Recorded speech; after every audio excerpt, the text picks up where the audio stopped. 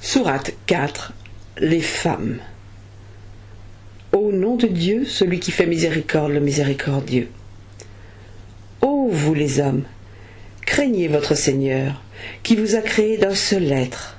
Puis, de celui-ci, il a créé son épouse, et il a fait naître de ce couple un grand nombre d'hommes et de femmes. Craignez Dieu. Vous vous interrogez à son sujet.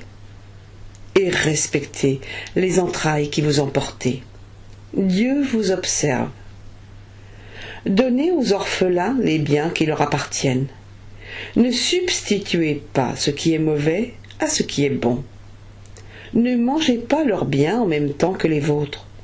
Ce serait vraiment un grand péché. Si vous craignez de ne pas être équitable à l'égard des orphelins, épousez comme il vous plaira 2, 3 ou 4 femmes. Mais si vous craignez de n'être pas équitable, prenez une seule femme ou vos captives de guerre. Cela vaut mieux pour vous que de ne pas pouvoir subvenir aux besoins d'une famille nombreuse. Donnez spontanément leur douaire à vos femmes. Mais, si elles sont assez bonnes pour vous en abandonner une part, mangez celle-ci en paix et tranquillité.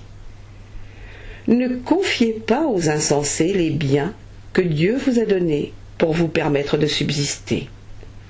Donnez-leur le nécessaire prélevé sur ces biens. Donnez-leur de quoi se vêtir et adressez-leur des paroles convenables. Éprouvez les orphelins jusqu'à ce qu'ils aient atteint l'âge de se marier. Si vous découvrez en eux un jugement sain, remettez-leur les biens qui leur appartiennent. Ne mangez pas ces biens avec prodigalité et dissipation avant que les orphelins n'aient atteint leur majorité. Celui qui est riche s'abstiendra d'en profiter. Celui qui est pauvre en usera modérément. Quand vous leur remettrez leurs biens, assurez-vous la présence de témoins. Mais Dieu suffit pour tenir le compte de tout. Remettez aux hommes une part de ce que leurs parents et leurs proches ont laissé, et aux femmes une part de ce que leurs parents et leurs proches ont laissé.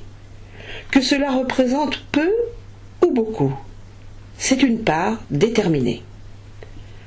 Attribuez aussi une part aux proches, aux orphelins et aux pauvres lorsqu'ils assistent au partage, et adressez-leur des paroles convenables.